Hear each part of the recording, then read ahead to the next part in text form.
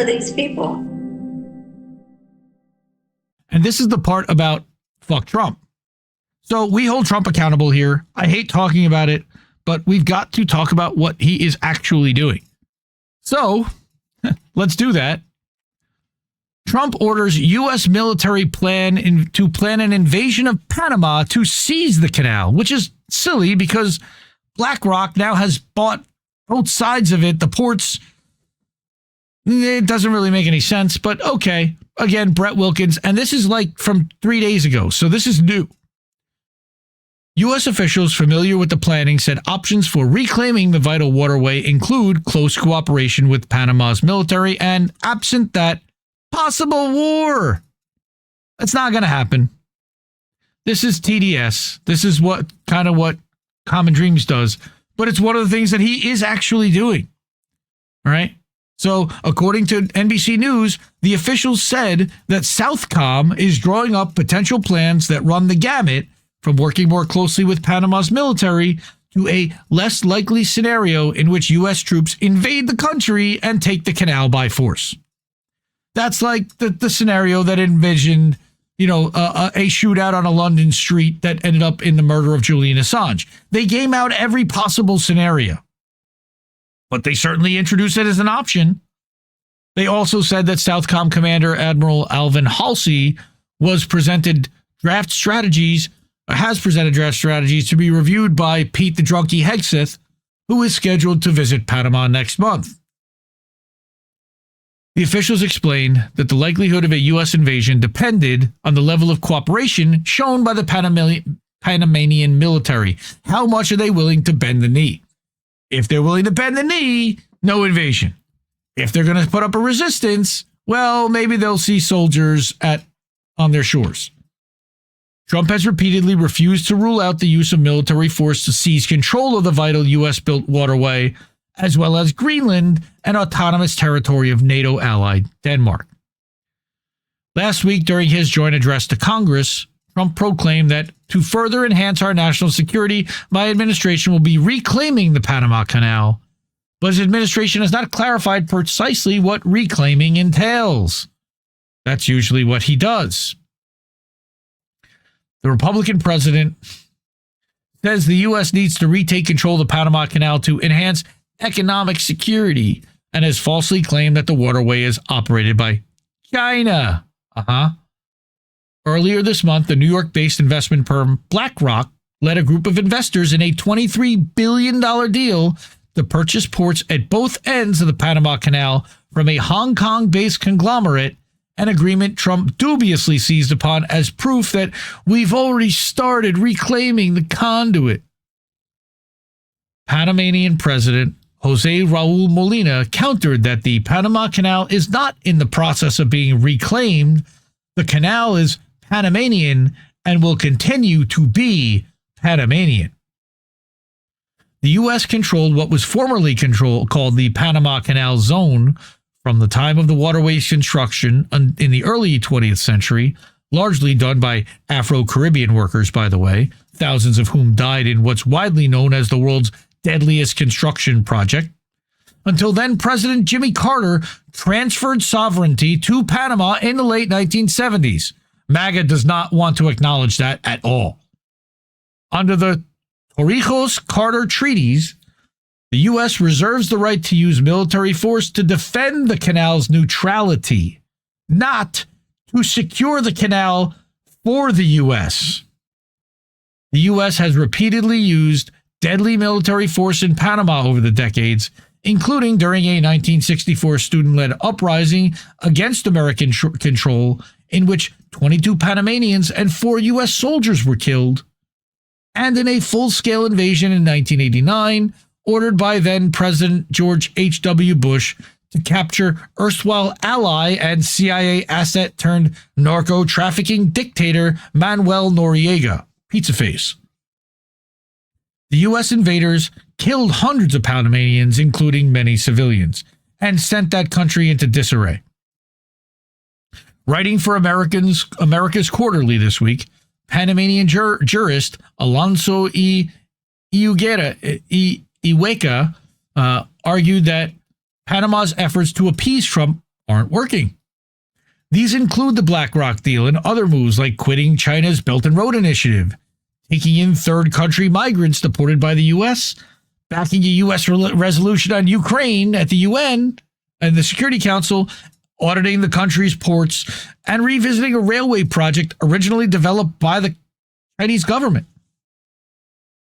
Panama should abandon its accommodating policy toward the U.S., which can only lead to escalating demands to banish Chinese influence to the detriment of Panama's national sovereignty.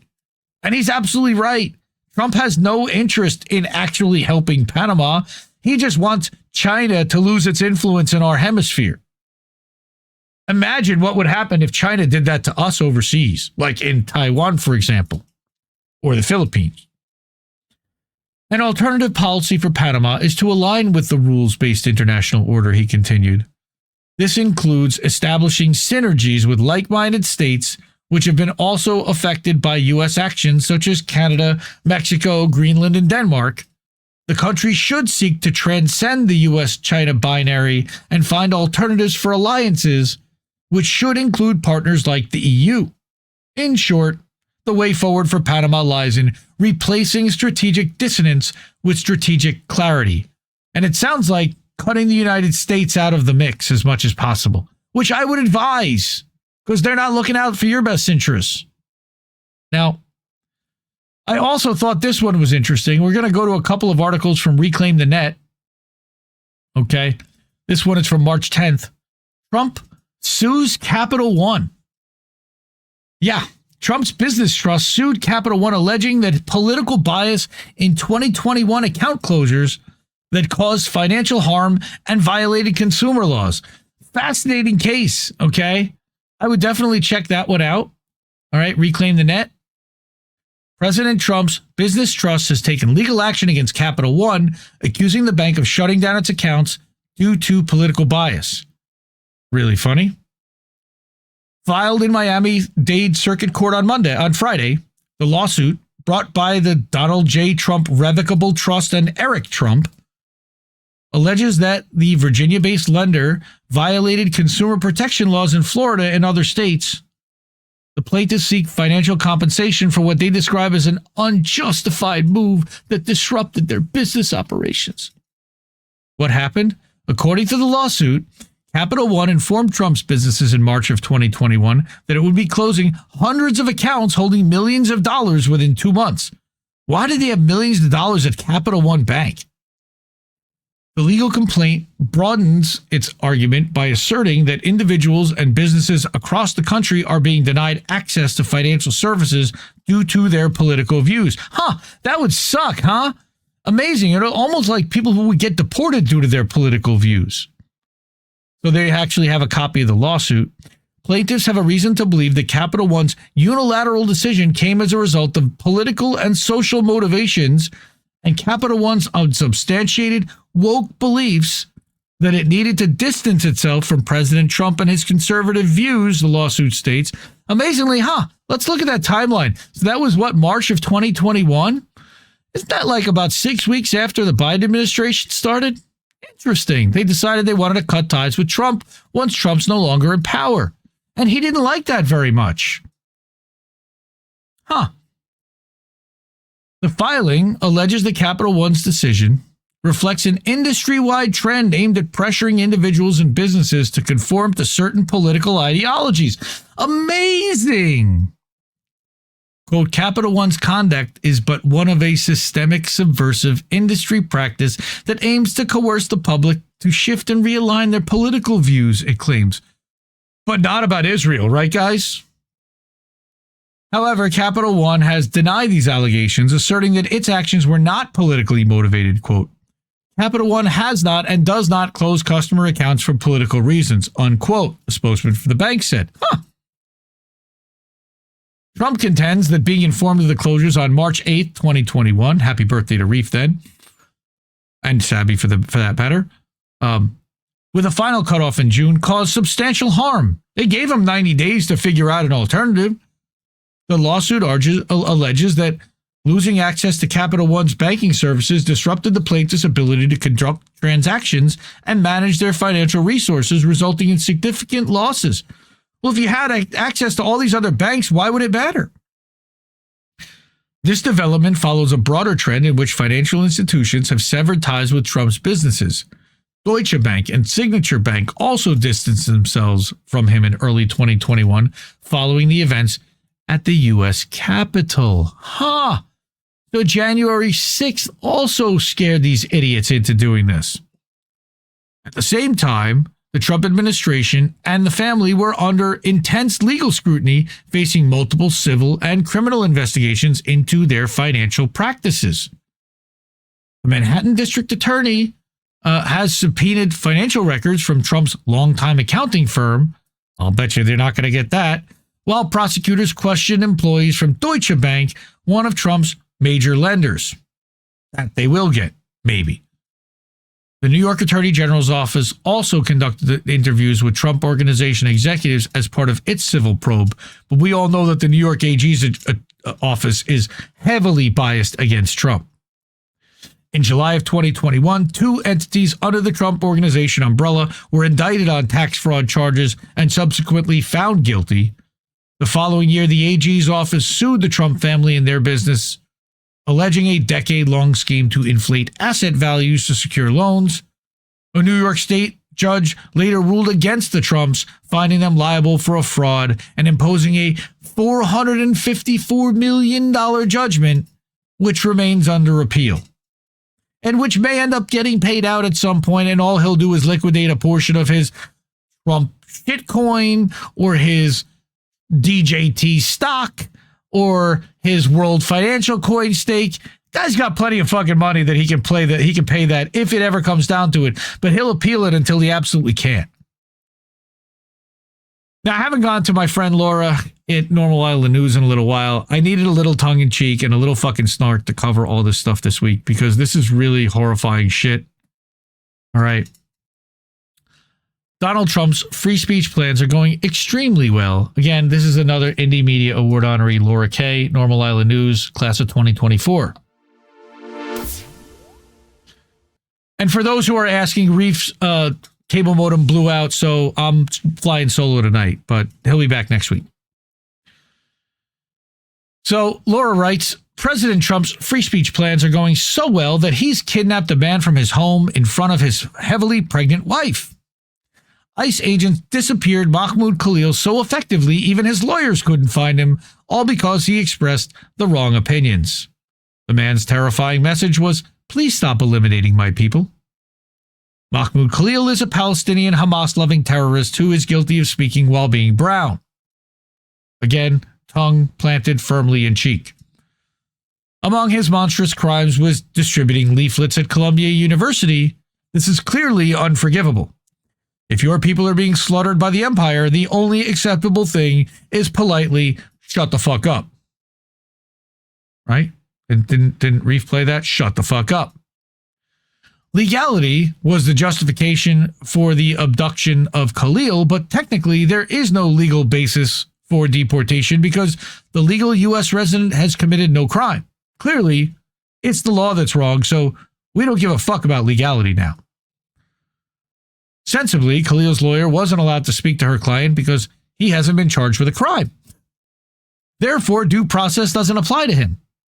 How convenient. Same goes for his supporters, meaning any international students who express support for Khalil will be abducted by ICE. Only Zionists are allowed to study in the United States of Israel. Khalil can't stay in the USI because he is a radical Hamas-loving terrorist, but just don't mention that he had security clearance in the UK and that he worked in the British Embassy in Syria, where his former colleagues speak extremely highly of him. The White House refused to comment on the whereabouts of its hostage, but explained, quote, free speech without limitations has its limitations. For example, it does not extend to opposition to genocide, of course. We were initially told Khalil had attended an illegal protest, quote unquote, but when it turned out protests aren't illegal because of the woke First Amendment, the White House explained that Khalil had undermined U.S. foreign policy. Obviously, no self-respecting government would tolerate brown people disagreeing with its decisions. Undermining U.S. foreign policy is one of those unofficial laws that can and will get you killed and disappeared. If Khalil was in a foreign land, the empire would blow up his entire neighborhood, which explains why Trump wants to send him to Syria. Either al-Qaeda will do his dirty work, or al-Qaeda's boss Israel will. Either way, Khalil must pay the ultimate price for pleading mercy for his people. I guess we'll never know why Khalil is so hateful. He spent his childhood in a Palestinian refugee camp in Syria, presumably because Israel blew up his family home. Trump wanted to send him back to Palestine, but sadly, Israel won't let Palestinians go back to Palestine. It's kind of undermines the go back to where you came from argument, doesn't it? Khalil is not allowed to return home because his family history in Palestine goes back as far as his grandparents could trace it, and this makes colonizers jealous. Only those of European ancestry are allowed into Palestinian land these days in accordance with the Bible. So disturbingly, anti-Semitic protests have erupted in support of Khalil, including one held by Jewish students. It's unclear whether Trump will deport those Jewish students to Syria because Israel certainly doesn't want them. All we know is anyone who opposes genocide must be cleansed from the empire to ensure all subjects have the same opinions. Again, tongue firmly planted in cheek so hard I don't know how hard to place it, but Laura Kay, Normal Island News, I adore her. Indie Media Award honoree. She's great. Go subscribe. Normalisland.co.uk. All of these links will be in the description after the show and on the Substack. Coming to a Substack newsletter near you. Yeah. So again, more fuck Trump. So this is World Socialist website. What's he actually doing? Trump's school voucher plan, a $1 billion tax shelter for the ruling elites. Again, no surprise, but he's now gouging our educational system, which we knew he was going to do. Trump's national school voucher proposal represents an unprecedented diversion of public funds into private hands.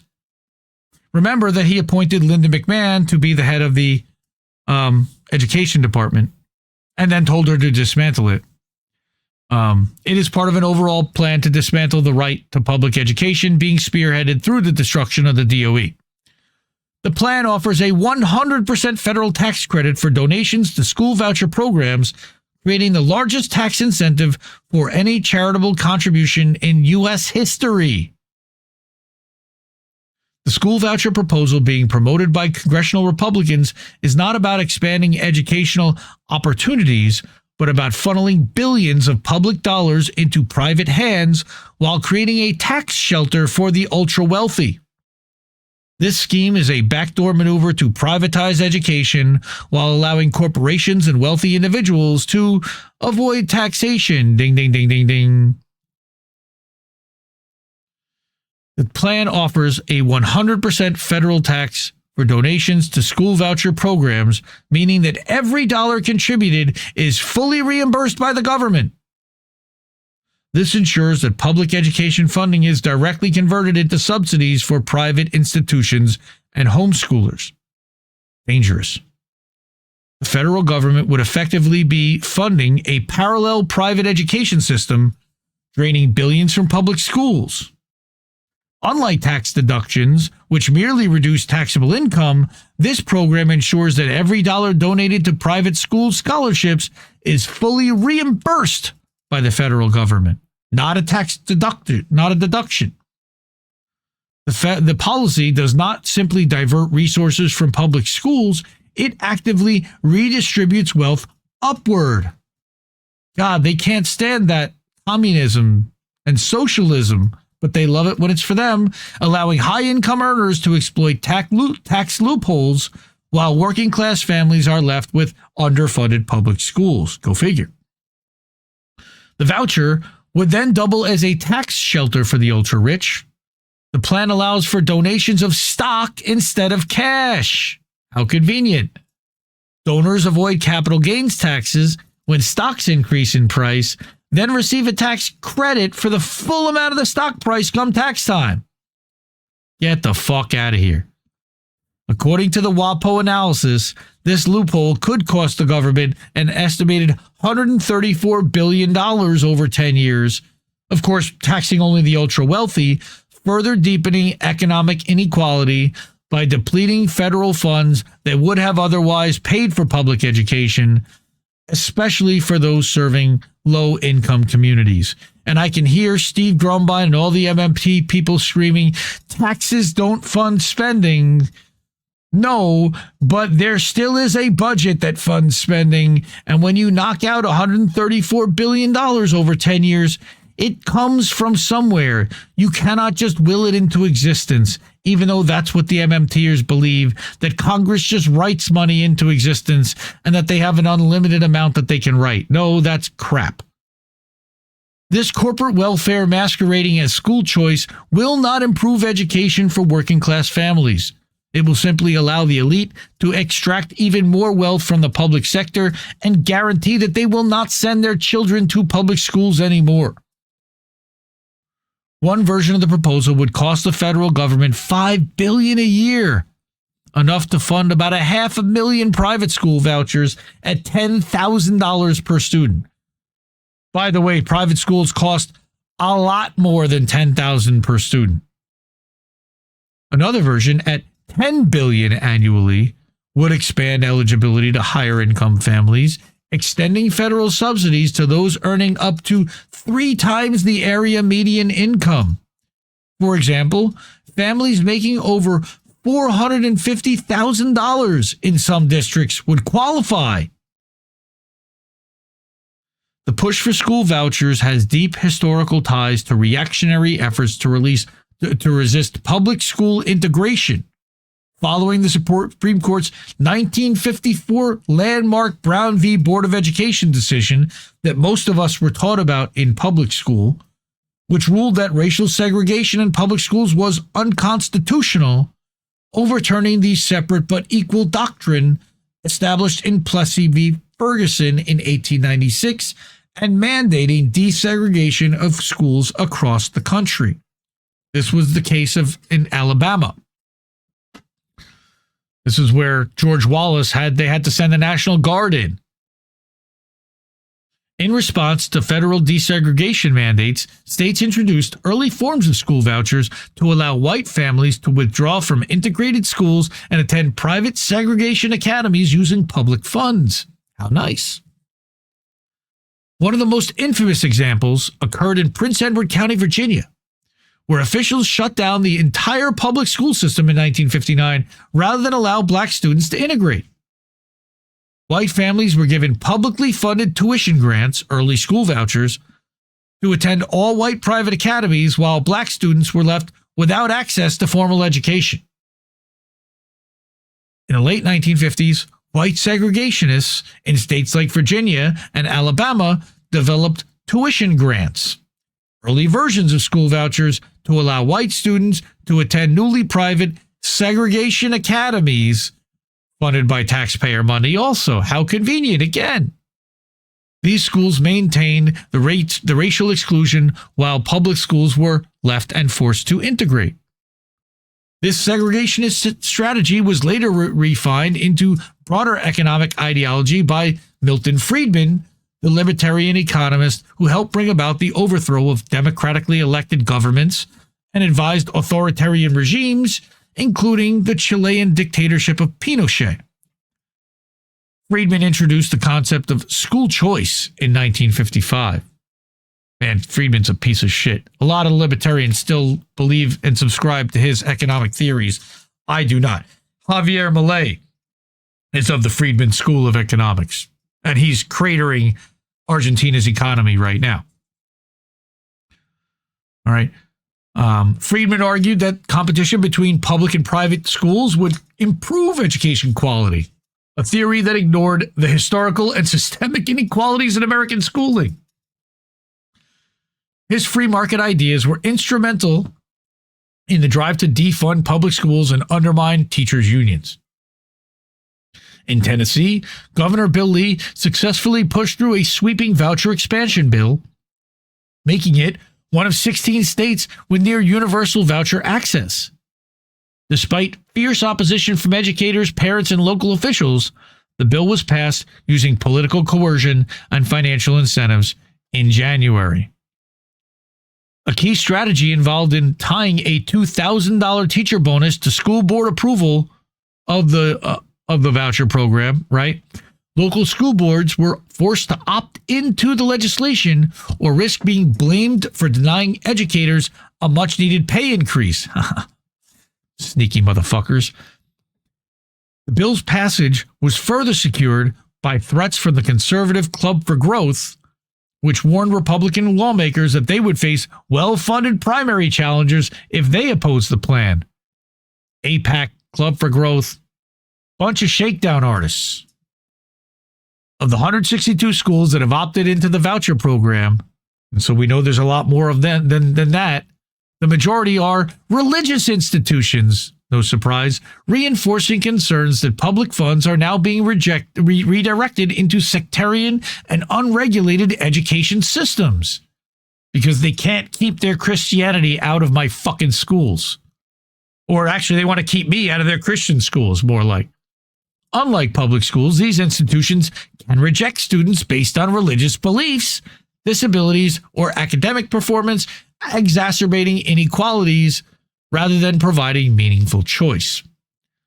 The anti-immigrant policies of the Trump administration are a continuation of a long-standing xenophobic legacy within the school choice agenda. Tennessee's voucher program excludes undocumented immigrants. What a surprise. And look, undocumented immigrants should probably be in public schools. They should not be getting vouchers to attend private schools. I kind of agree with that in a way. Further, proposed legislation in the state would allow public schools to deny enrollment to undocumented children. That I disagree with. Currently, Oklahoma is seeking a legal pathway to challenge Plyler v. Doe in 1983, which guarantees undocumented immigrant children the right to enroll in public schools by leveraging Trump's executive order banning federal funds for undocumented immigrants. Both states exemplify a broader right-wing effort to erode public education and scapegoat immigrant communities to justify privatization policies. Trump's national voucher program, national voucher push, represents a direct attack on public education and social equality. These policies are designed to benefit the wealthy, defund public institutions, and exclude marginalized communities, all while being framed as school choice. It's really draconian and gaslighting. In its recent perspective, World Socialist website noted, quote, "The working class did not receive public education as a gift. It fought for it. However, as American capitalism has plunged into crisis, waged endless wars, and fostered skyrocketing social inequality, especially over the past 3 decades, both corporate-controlled parties have systematically defunded public education. The fight for public education is inseparable from the broader struggle against inequality and the dismantling of public rights. The working class must mobilize against this assault by forming independent rank-and-file committees to organize mass opposition to school vouchers, budget cuts, and the privatization of education. Educators, parents, and students must demand the full funding and expansion of public education as a fundamental social right, rejecting the false promises of school choice, and refuse to vote for anyone that signs off on this bullshit. I mean anyone in either party, in both parties, especially. Fuck voting, fuck the system, fuck all of this, because vote and this is what you get. This is the result of it. This is what they claim you wanted and what you voted for. This is how they gaslight you. So what I say is, don't participate. Fuck them. Now I see Golden Monarch in the chat. We're going to talk a minute about crypto. Yes. How bad is Trump on crypto? Let's find out. And I'm going to refresh this now. Now, popular information. I used to be a huge fan of this outlet, but they have done some shit that I am not a huge fan of at all. And they have shown that they are not really advocates for free speech, even though they claim they are. Because they never once fought for Julian Assange. Garbage. They also have done some other shit too, but that was the biggest one. Now, I'm going to play this because this is, they piss people off because they do follow the money. I don't always agree with what they say or do, but their unwillingness to advocate for Julian Assange was a red line I could not deal with. However, they have TDS. And because of that, occasionally that comes in handy. They created a website called DOGE Tracker that's literally tracking all the things that they say versus what's actually happening.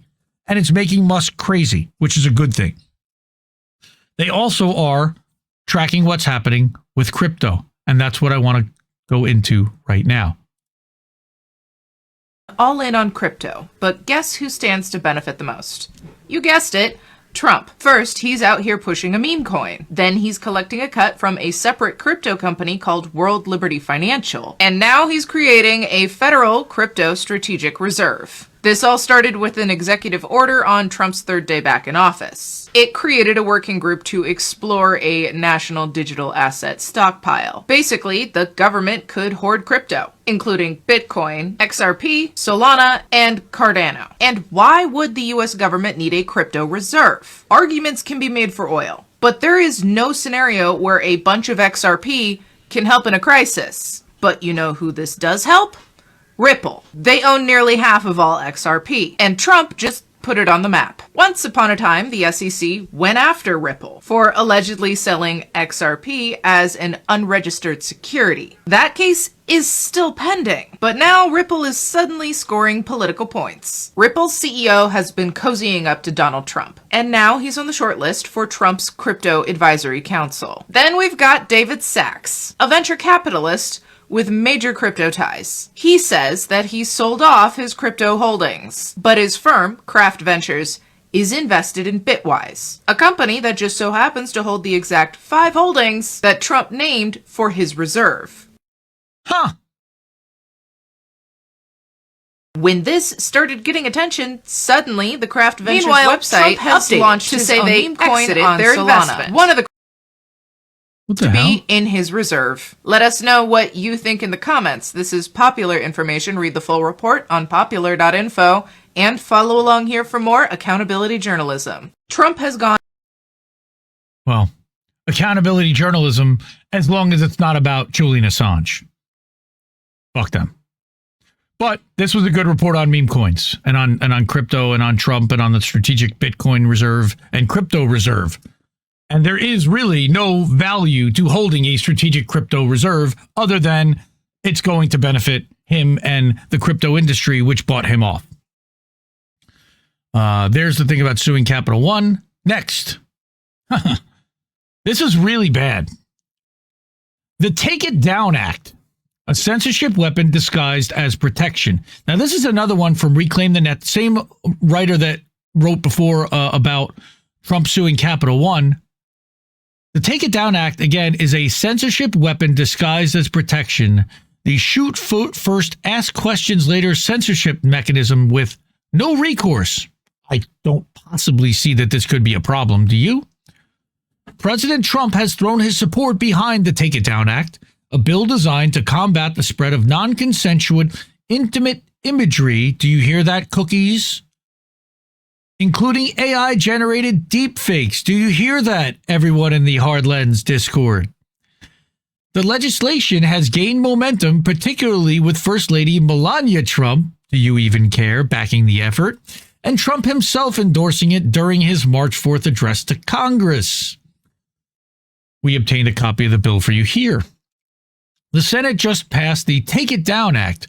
Once it passes the House, I look forward to signing that bill into law, and I'm going to use that bill for myself if you don't mind, because nobody gets treated worse than I do online. Nobody. While this comment was likely tongue-in-cheek, it highlights an important question. How will this law be enforced? And who will benefit the most from it? The rise of AI-generated explicit content and the increasing problem of revenge porn are serious concerns. Victims of NCII have long struggled to get harmful content removed, often facing bureaucratic roadblocks while the damage continues to spread. The Take It Down Act aims to give individuals more power to protect themselves online, in theory. However, as with many internet regulations, the challenge is in the details.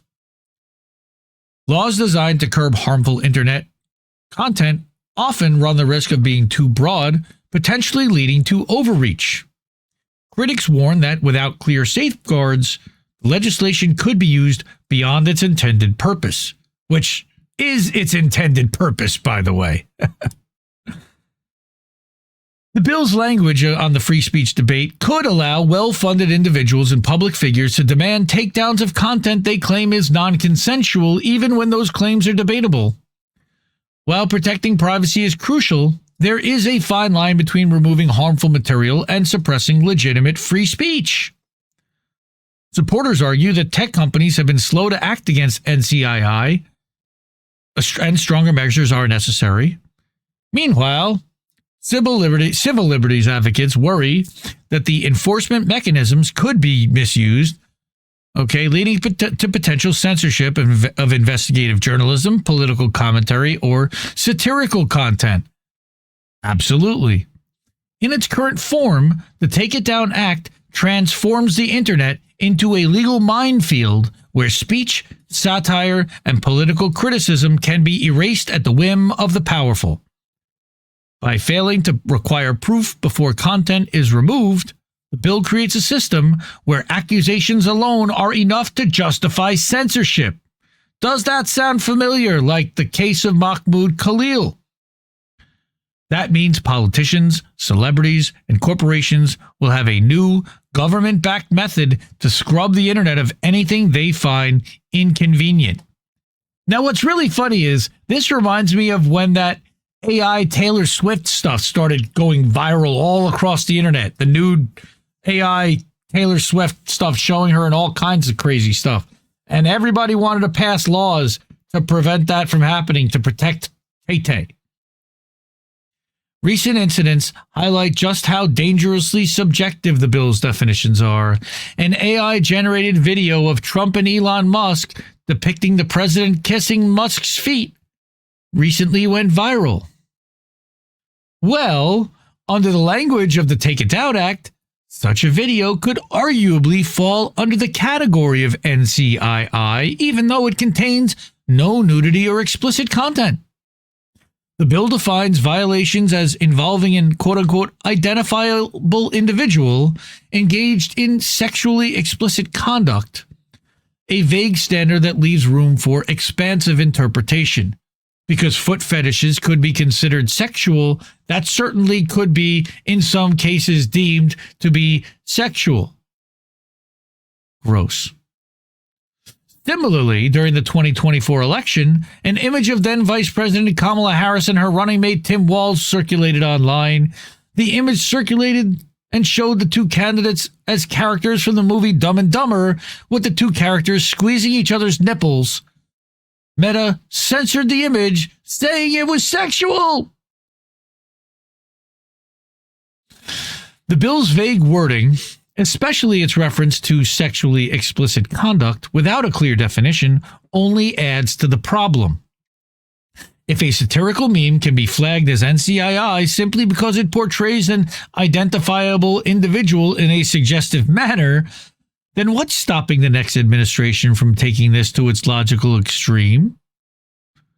Or this one, for that matter. I don't know why they're skipping this one.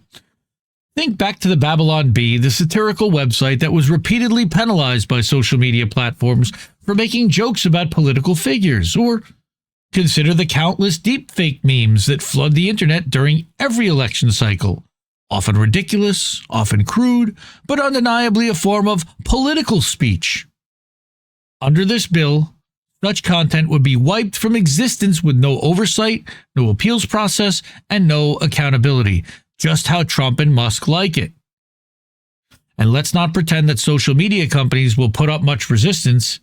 Given the choice between removing content immediately or risking federal action, they'll do what they always do: censor first and ask questions never.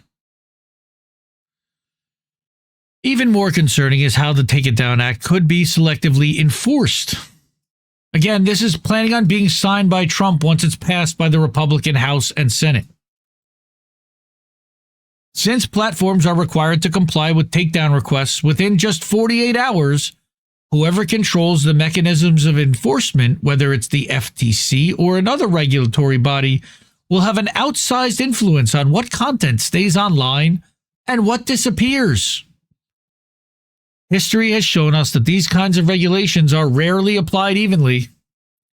During the COVID-19 pandemic, for example, or scamdemic or plandemic, depending on who you are, safe and effective, quote unquote, social media platforms took aggressive action, including some of the ones that we're on right now, against content that challenged the prevailing government narrative, while allowing misinformation from approved sources to spread unchecked. Imagine a future where a government agency wields similar discretion over what qualifies as NCII. Well, they're eliminating USAID, they're eliminating Voice of America, they're eliminating all of these agencies because it's just coming straight from the government now. They're eliminating the pretense that it's not coming from the government. Once a censorship mechanism like this is in place, it won't just be politicians using it. It'll be corporations, billionaires, and anyone with the legal firepower to threaten compliance. Journalists investigating corporate misconduct could find their work erased because a company claims an accompanying image violates NCII protections. Whistleblowers could have their evidence suppressed under the same pretext, which again is the plan. The biggest beneficiaries of the Take It Down Act won't be victims of online exploitation. They'll be the people who've already had the resources to control their public image. At first glance, the Take It Down Act presents itself as a well-intentioned attempt to curb the spread of non-consensual intimate imagery. But beneath the surface, it operates more like a Trojan horse, promising protection while quietly handing the government and tech giants unprecedented control over online speech. We know how much libertarians love that.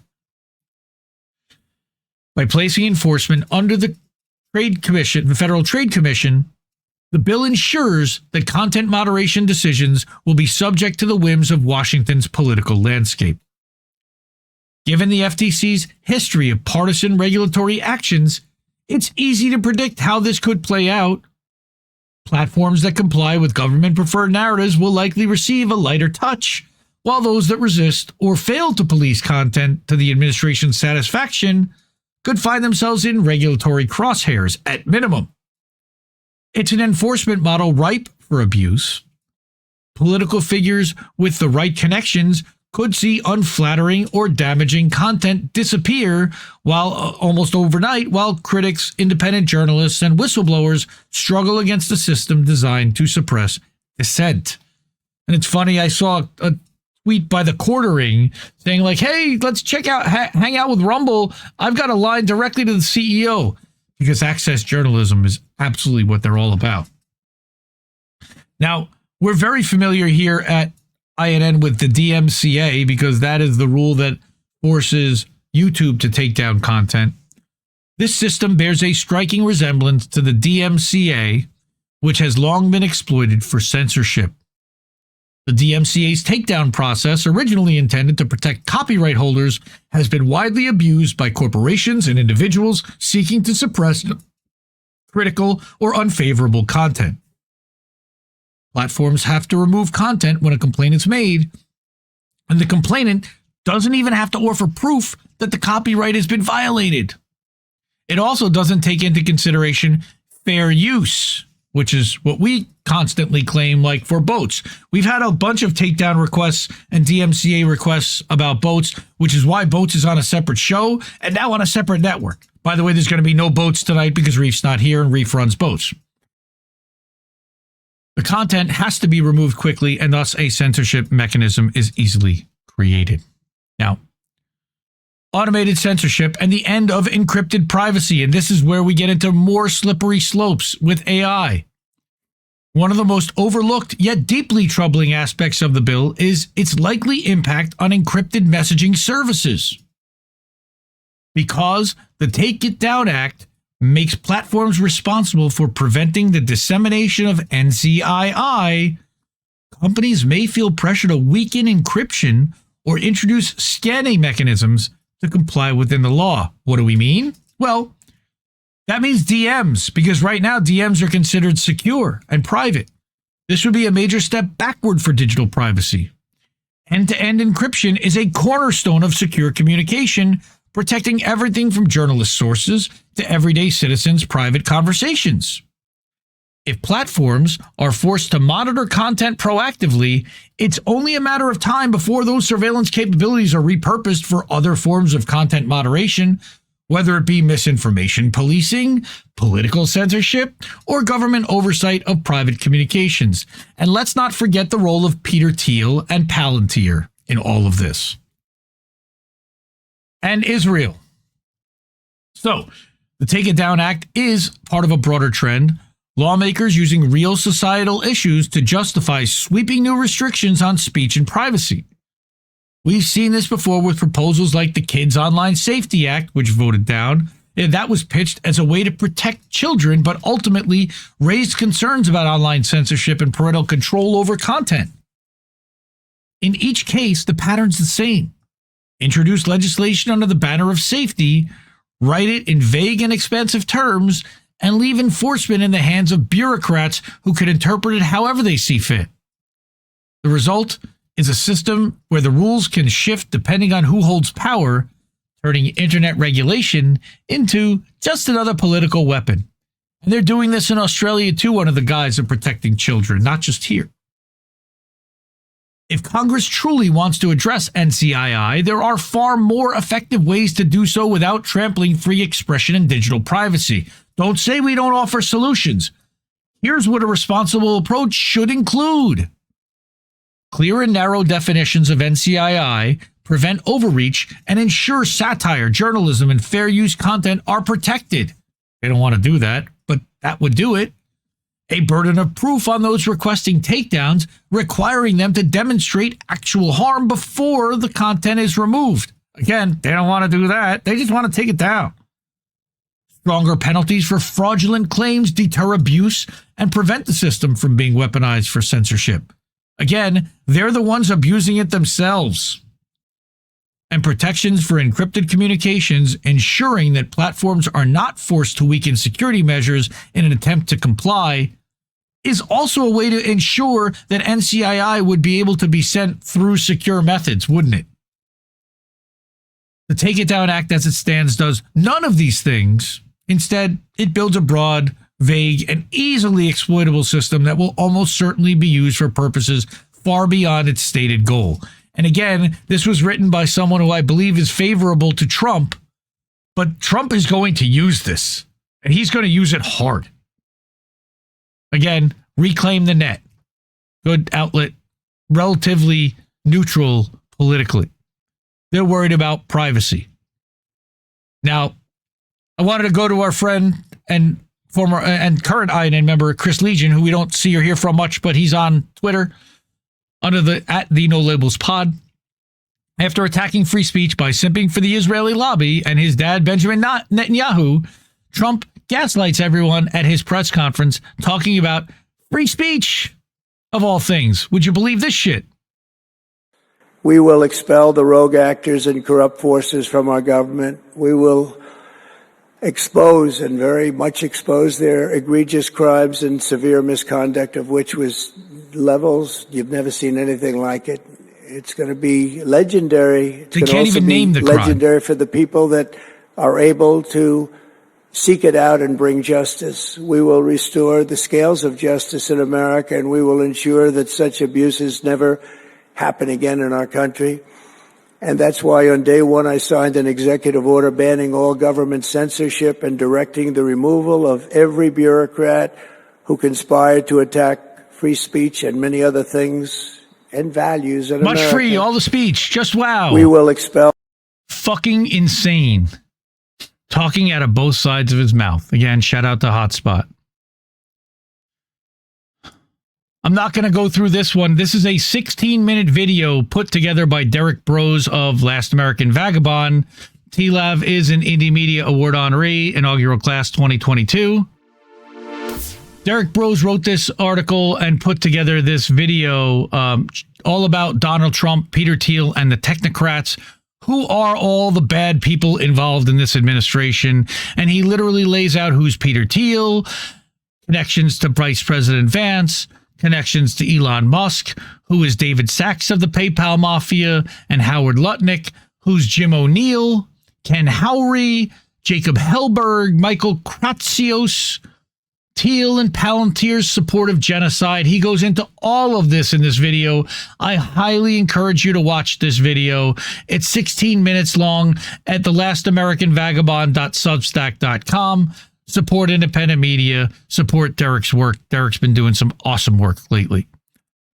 And finally, on the what has Trump actually been up to, okay, he has declared war on Ansar Allah and Yemen. So, Sal Mercogliano over at What's Going On with Shipping, not one U.S. flagged commercial ship has sailed through this area since January of 2024. Interesting. By December 21st, 2023, the Port of Eilat, had seen an 85% drop in activity due to the Houthi action, But what Gen X Girl is saying is that Trump's lies are one, the U.S. commercial ships have not sailed past Yemen's maritime border since January 2024. There have been no harm to U.S. cargo ships. The Houthis attacked ships to and from Israel's port of Eilat, causing an 85% drop in port activity and causing that port to go bankrupt. Number 3, the U.S. carrier group, which is costing $7 million a day, protects Israeli cargo ships for 455 days. And the U.S. has bombed Houthis. The U.S. has bombed Houthis on behalf of Israel about 36 times since November of 2023 at an estimated cost of $1 billion per campaign. Thanks so much, Obama. Our government's newest attack has nothing to do with U.S. cargo ships taking the cargo to or from the U.S. It has everything to do with protecting cargo ships headed to or from Eilat, which is an Israel port at American taxpayer cost. In addition to spending almost $40 billion, our government has to issue more contracts for the military-industrial complex to replenish the munitions used in the bombing campaigns. If the concern is the added shipping distance for U.S. cargo ships headed to or from Asia or the U.S., then our government could just stop arming, supporting, and fighting for Israel, which would decrease DOD cost and commercial shipping cost. Again, Gen X Girl 1994, give her a follow, and also check out our conversation on INN One-on-One. And she drops sources for everything. Everything is sourced. She's got receipts for everything. All right. What's the taxpayer cost, or what's the U.S. cost of supporting Israel? It's thick. About Thomas Massey. Lots and lots of receipts. She's got receipts for days. Love this girl. She's fantastic. Go support her. Go subscribe. Go follow her. And this concludes the fuck Trump portion of the program. We definitely get demonetized off of YouTube for that. So if you are of means and able to support, as Colin says, take care of your family, take care of your friends, take care of yourselves. But if you're able and you find a couple of bucks between the cushions of the couch, or wherever you can find a couple of bucks, Cash App, $, Indie News Network, Ko-fi.com/Indie News Network, PayPal.me/Indie News Network. And then you can also subscribe for free over at INNnewsletter.com and get daily updates about what's happening at the network. All the live streams, all the articles, all of the clip premieres that are happening throughout that day are published at 5:45 p.m. Eastern, usually, on average. We'll almost certainly be censored for that as well. So if you are able to and a means, take care of your family, take care of yourselves, take care of your friends, but take care of INN and fund the independent media you want to see. Cash App, $, Indie News Network, Ko-fi.com/Indie News Network, paypal.me/Indie News Network. And you can also do it at innnewsletter.com monthly or annually, but please do it at one of the other three places instead. Support independent media because we need it more than ever.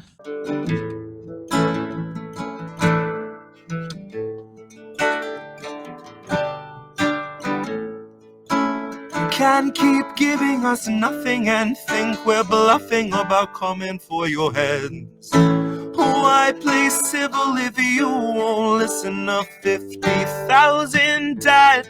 And now we know our mission, we form a militia, make Congress a prison.